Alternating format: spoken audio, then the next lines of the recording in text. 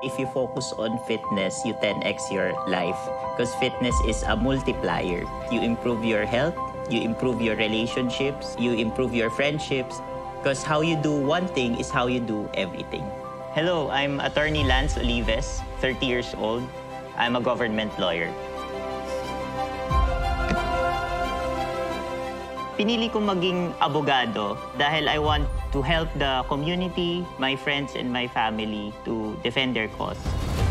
I'm very grateful that I've discovered the wonders of MX3 kasi meron alignment na same yung passion and cause of MX3, and that is to help people, to give back, and to help them be at their best. Since maraming ang antioxidants at nabuboost yung immune system ko through taking MX3, it keeps me sharp, focused, and mas nakaka-work ako ng maayos as a lawyer. Aside from that, nakakapag-exercise pa ako after work, di ba? One of my aspiration is to be a good provider for the family in the future. So it all starts with focusing on myself, focusing on my health and my fitness. Kapartner ko ang MX3 upang makamit ang aking mga goals sa life. MX3, research-based, tested and proven.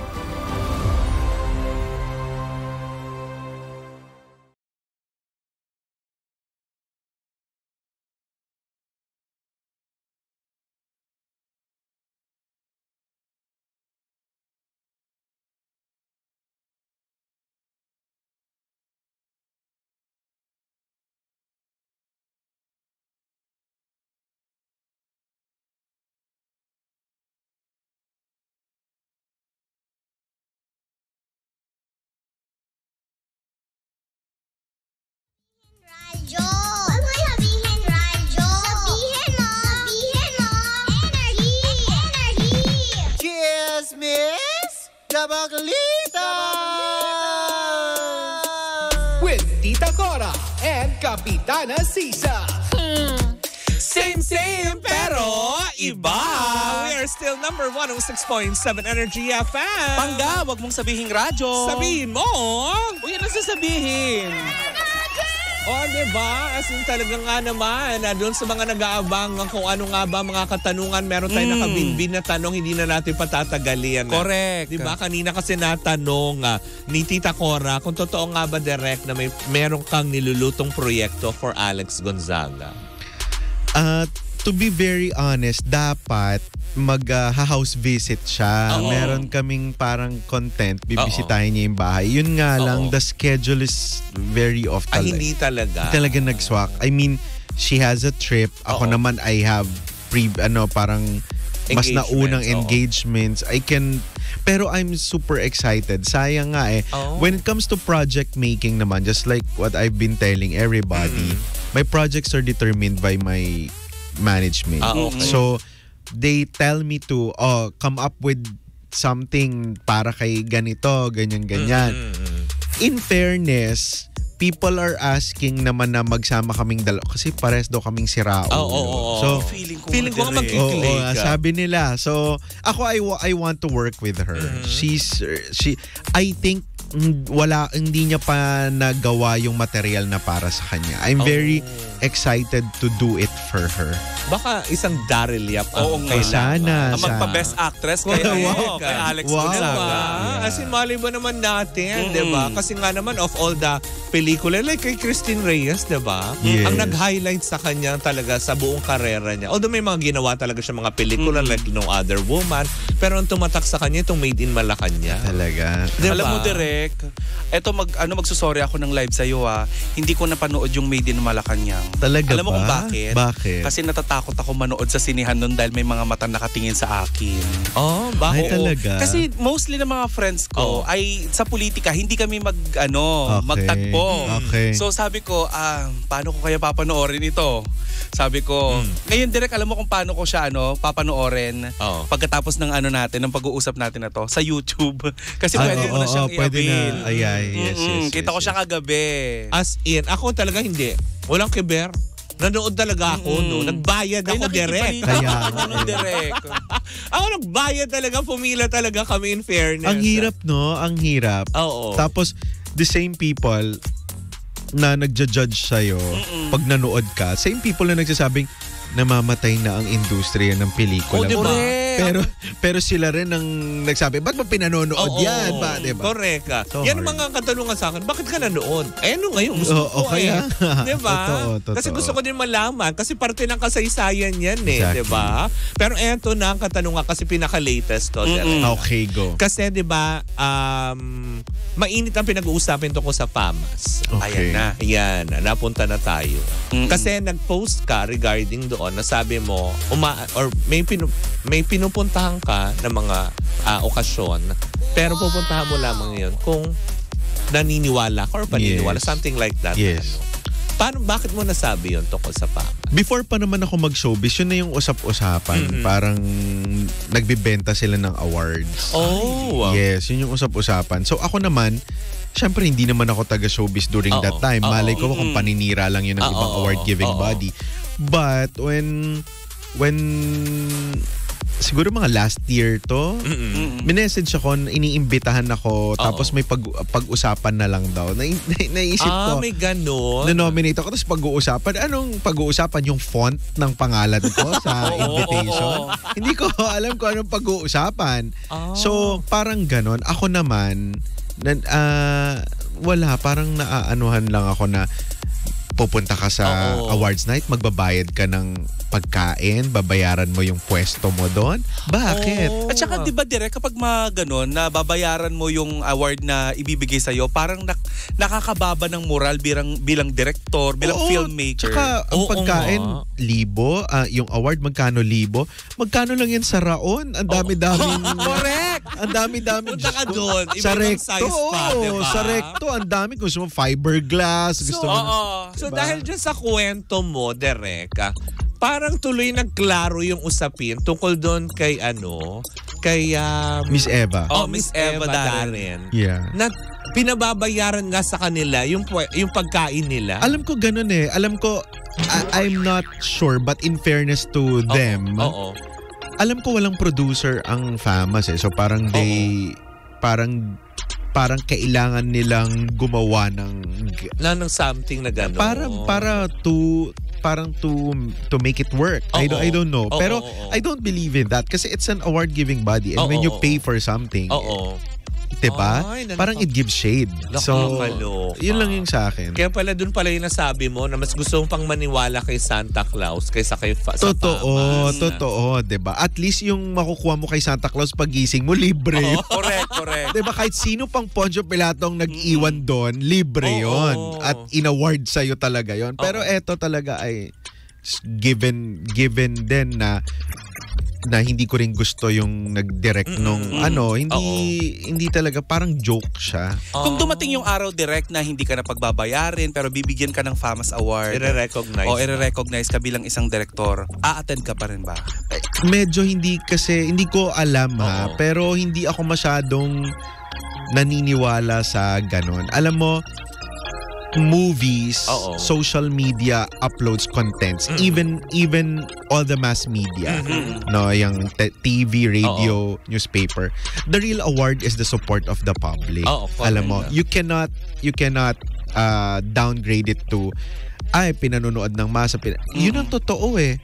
Ito ang panunood sa'yo ng publiko, yun ang totoong award. Kasi pinanonood ka ng mas maraming tao, pinakikinggan ka ng mas maraming tao, palagi ko yun ang karangalan kesa sa pinili ka ng iilan. Correct. Yun yung paniniwala ko sa buhay. Ako naman, hindi ko binababa o hindi ko minamata yung mga taong nakakatanggap ng tropeyo o di naman ng pagkilala. Kanya-kanya tayo ng kaligayahan. Ako magpapasalamat ako kung meron man. Pero hindi yun para bigyan ko ng malaking yugto sa buhay ko. Kasi ang pinaka nakakataba ng puso at nakakadagdag ng kumpiyansa sa akin ay yung suporta ng tao talaga. In fairness, Derek, kasi yung mga sinusulat mo, yung mga dinidirector mong na mga movie, dinidirect na movie, dikit kasi sa kwento ng masa. Yes. Dikit sa kwento ng totoong tao. Yes. Hindi nang likha-likha lang ng alam mong malayong mangyari yan sa personal na buhay. Yes. Mga ganon. Eto, direct, may tanong ako sa'yo. Bukod dito sa Soulmate, may inaasahan pa ba kaming pasabog na movie this year for this year. Para mula po sa inyong proyekto. Oo, Ay, mula hindi sa ko alam kung ang problema ko talaga oras. oo. Yan ang problema ko. Meron akong 2 malaking project. No? I think yung 3rd installment ng Made in Malacanang, I think it's gonna be a series. Oo. Which is I'm not allowed to tell anyone, but here I am. Oh my gosh. So, may third. Thank you, Direk. parang feeling ko yung 3rd hindi na siya pelikula. I think it's a series. Okay. I don't know yet kung it's via local TV or streaming platform. Yun yung alam ko. My contract dictates that I should do 3 movies a year. But since 2021, I can't do that anymore. So, mukhang bigay todo ka talaga direct pag gumagawa, kaya sobrang pagod. Sobra. Tsaka, aside from that, I have other commitments like I have advertising, I also have political clients. So, it's really hard for me to juggle. Pero, pag nasa kontrata, kontrata o demand na lang yan. So, direct, nabanggit mo na rin lang ang politika. Yes. Ayan. May tatanong lang ako tungkol dito sa sa mga mainit na pinag-uusapan ngayon. Anong masasabi mo sa mga taong ayaw sa'yo bilang direktor dahil sa views and opinion mo pagdating sa politika? Paano ko ba? Ano naman yan kanya-kanya, pero sobrang ang hihina ng utak nyo. Diba? Para Kalmado ka pa dyan. Kalmado ka pa. Yes. Hello, KBP. Sige lang, direct. Sige lang, direct. Hindi masama yung sinabi ko. Yes, ang hihina. Yes. Di mo naman po direct sinabing bobo sila. Nako, yun talaga yung gusto ko sabihin Wala ka sinabing bobo, direct. Wala. Siyong nga, wala, direct. Wala. Kasi nakakatawa lang yun, no? When people say that. Ako, I've been getting that. Alam mo, maganda sana Alam mo, aliw. Alam mo, trailer na aliw ako, pero nakita ko kung sinong director. Ayoko na lang. Parang ganun.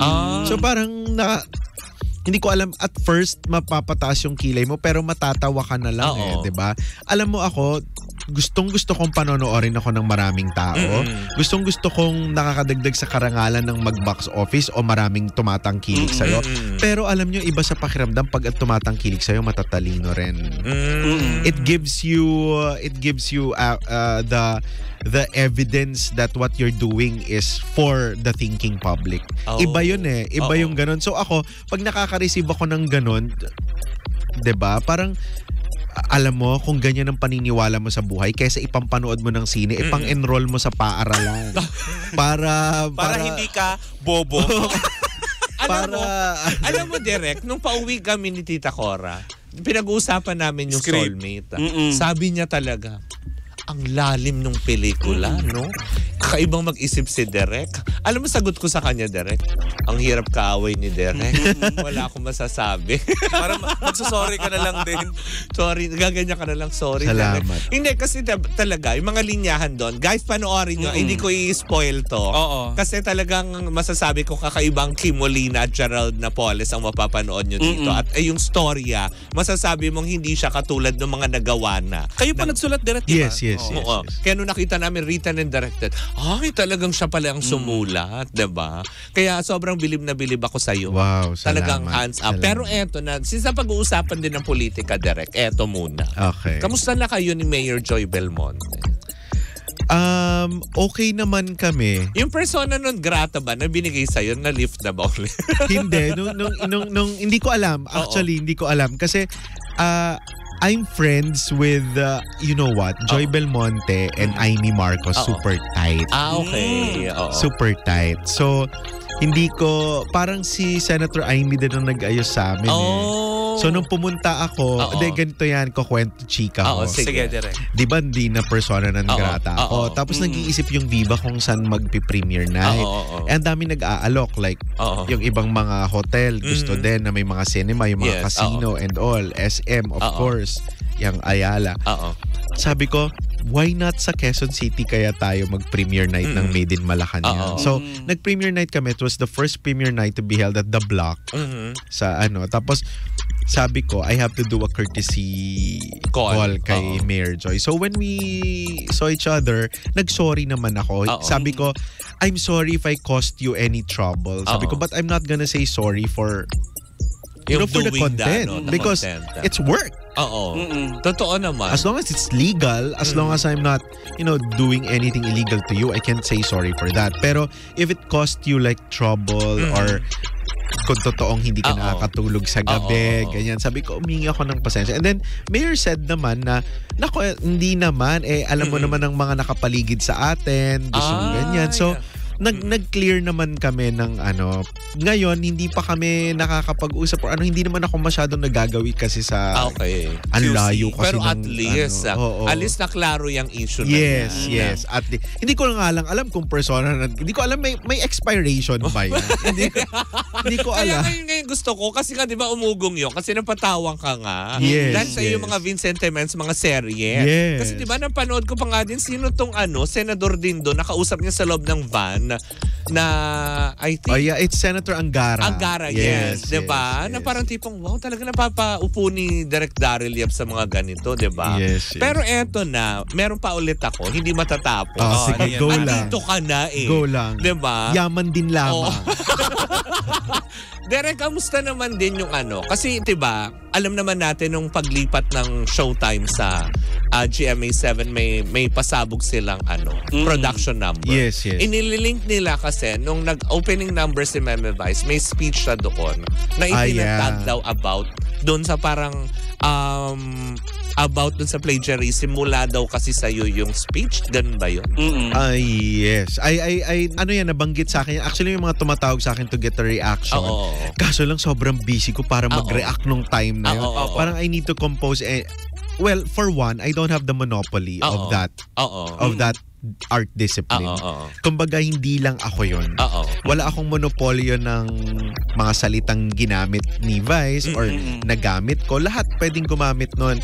Siguro, nagkataon lang na hindi masyadong na-research yung music. Parehas kasi ang music Kasi ang YouTube kasi at ang MC, multi-channel network, na-determine nila kung same ang music, kung same yung ganun. So, may ganun. Pero ako naman, I don't think naman na pinanood niya yon or ng mga writers niya and then gayahin natin to. Parang feeling ko napakalabo naman. Correct. So in fairness, hindi lang ako ang may ganun at wala akong kapal ng mukha.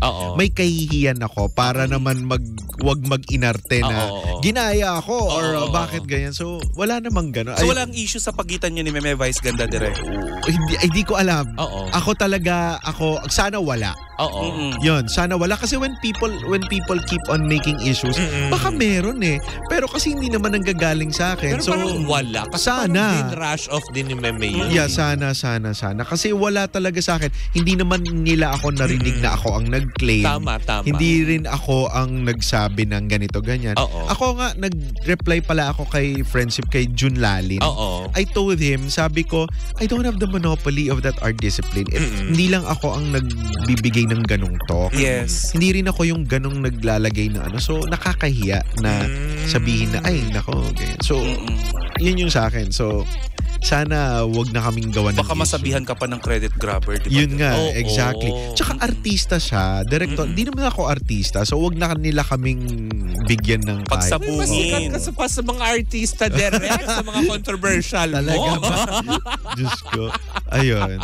So, at least nasagot na yan. Once and for all. At least yun, diba? Once and for all. Yeah. Dahil, diba, first time naklaruhan ito. Dahil, ang galing mo. Walang sabi sa'yo, direct, magre-research kami. Direct, eto, last na. Sa akin ha. Kay Mare. Nabanggit na din lang naman natin si Meme Vice Ganda. Ang katanungan ay mula kay Russell Vargas. Ayan. Willing ka bang gumawa ng movie in the future with Meme Vice Ganda na pwede niyang ipasok sa Metro Manila Film Festival? Okay, two things. Alam mo, yan lagi ang tanong sa akin. Kahit sa mga university talk, ganyan. Two things. Number one, I'm with Viva until 2028. No. Vice is also with Viva. Yes po. No. The thing is, kahit last 2 years ago pa, they are convincing me to do an MMFF. Okay. The thing is, parang hindi ko gustong mag-MMFF because bilang isang mukhang pera, wala namang hindi. Parang hati ang kita Parang ganun ang tingin ko. I produce, I write and produce my own films. So, nung nakita ko kung paano hahatiin, parang masakit. Sabi ko, parang wala pa ako sa ganito. Of course, I wanna do a project with Vice. Ganda. Sino bang may ayaw? Diba? Pero, kung MMFF, siguro parang gusto ko munang mag-ipon. Saka na yung mga dream projects ko. I'm gonna be very honest. No? So in short, sinasabi mas malaki ang katsyog ng MMFF. Hindi naman, may katsyog. May katsyog. Oo. May katsyog. Ang tanong ko, bakit? Ay! Oo nga naman. Diba? MMFF. Baka gusto nyo ipaliwanag. May bago na naman akong kaawa. Sorry, Direk. Ay, sorry, Direk. No. Diba? I'm just thinking out loud. Pero totoo naman. May point ka din naman. Alam mo, diba? Direk, yan yung gusto namin sa'yo. Kung ano yung naisip mo, sinasabi mo talaga. Hindi. So, ibig sabihin pala, diba? Yung kinita pala dati nung may isang pelikula na billion yung kinita Ibig sabihin, malaki ang parte nila doon. Hindi ko alam kung malaki, pero of course, may parte. Number one, para patigilin mo lahat ng foreign films at kayo lang alala. Medyo, eto magiging honest din ako sa inyo. Dahil masyado akong naniniwala sa free will. Lahat ng ganyan.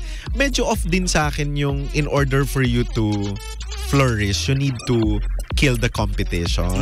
Medyo hindi rin ako pabor doon. Alam ko para yun sa makakatulong sa ating pelikulang Pilipinas. Pero meron at the back of my head, meron akong para ganito yung kapwa natin manggagawa ng pelikula kahit hindi natin kalay. Dapat ba nating hindi ko alam kung ganyan ang sistema sa ibang bansa. Pero hindi ako 1 week yun. 2 weeks yata, 'di ba? Wala puro kasi na-extend pa mari. Local Philippine movies. Tapos syempre yung mga yung mga gustong manood ng ibang pelikula parang tinanggal kasi mag-MMFF na parang naninegahan. Correct. Na-experience natin yun, Mari, di ba? Na may pinapanoodin kami, hinabol namin yung last day. Di ba? Foreign film. Kasi kinabukasan papalitan lahat ng puro Tagalog. Exactly. So ako parang hindi ako masyadong hindi naman sa hindi ako pabor. Parang may alinlangan. Yun ang tamang kaya hindi ka sumasali. Tsaka parang hindi, paano ba? In short, ayaw mo. Pero direct hindi mo isinasara yung naman, wala naman. Wala. Ako ang dami ko ding ang dami ko ring script na posible, no? Pero kapag ukol naman, bubukol yan. Tama so, naman. Hintayin natin. Pero bubukol na. Pero pag MMFF, parang hindi na muna siguro. Ayun, siguro let's give it more time. Correct. Hindi totoo naman din. Sayang din, di ba? Sayang. Ako nangihinayang ako. Correct, di ba? Na parang sila, sige, isasama namin kayo. Hindi siya nagmamalaki kasi na-misquote ako dyan Parang ang gusto ko daw sabihin gusto mong palabasin na pa 500 million plus ka kahit di ka MMFF. Parang wala akong sinabing ganon. Ang sinabi ko lang, kayang i-achieve ng pelikula yun. May pambabraso man o wala. So, ano na kung sinabi? Hindi ko naman sinabing ako nga itong mga hindi, wala. Mga siraulong to makakagawa lang. Yan yung iniintay ko mga punchline mo, Dere. Oo nga. Pero hindi, kahit papaano, diba, nalinawan din. At least papaano may mga bagay ka din na I don't know. Maybe because I'm friends with Juliana, they think na isa pa yan, direct. Di ba? Ako hindi ako nakikisama sa may away ng may away. Kung may gusto akong awayin, aawayin ko sa sarili kong pamamaraan. Alam ko, di ba? Sa sarili kong kung may may away silang dalawa, hindi ako dapat doon Tsaka hindi ka hanap kakampi, direct. Oo, totoo. Tawang-tawa nga ako doon sa pinost mo yung tungkol sa isang senador na galit sa pagpapaputi, di ba? Oo. Diba? So ako, wala akong ganyan. No? Sana tigilan nila kami ni Vice. Kasi sayang, baka may mga opportunities na nami-miss na hindi ko alam. Actually, kaya kami din, nagulat lang din kami. Parang ikaw din, Derek. Bigla lang din sumulpot sa live namin. Nagla-live kami on TikTok. Bigla lang sumulpot si Meme Vice. Tapos, right there, na parang tipong ang tagal ng conversation kasi pinanonood niya daw kami, mga ganyan. Alam mo, trivia, so yung grupo ko, before we went social media. Sumali kami sa Showtime. Ay, talaga? Yeah, tapos pinatayo niya ako ni Vice. Sabi niya sa akin, sinong bumuo ng grupong to? That was 2010 yata 2011. Pinatayo niya ako. Tapos sabi niya, alam mo, matalino ka. Ay, hahanapin ko yan.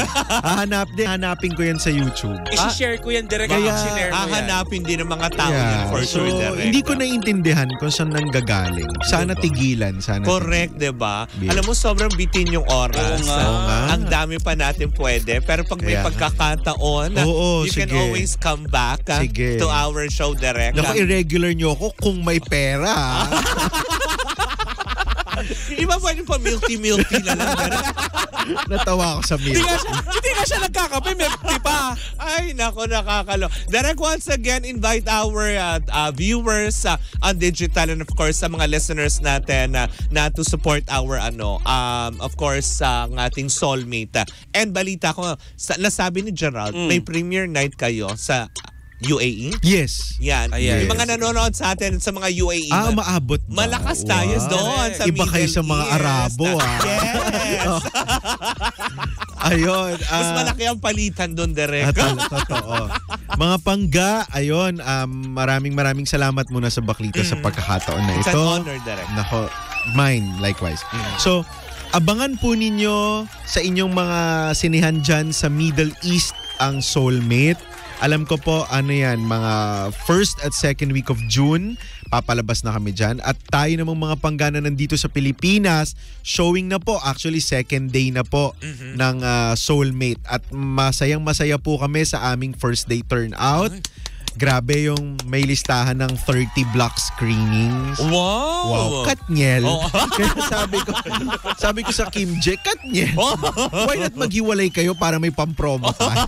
So ngayon, nagpapasalamat ako kaya panoorin po ninyo ang Soulmate. We are showing in 160 plus cinemas nationwide. Nadagdagan pa. Yes, nadagdagan pa. Kasi parang nung una is 158. Yes, kaya 160 plus. I don't know, 162, 163. I don't know. Wow! So, yun. Basta Maraming Daryl salamat. Yap, grabe. Maraming Pelikulang salamat. Daryl Yap, Wow. sigurado yan. Hindi kagaya naman pelikula, third day tinatanggal. Uy!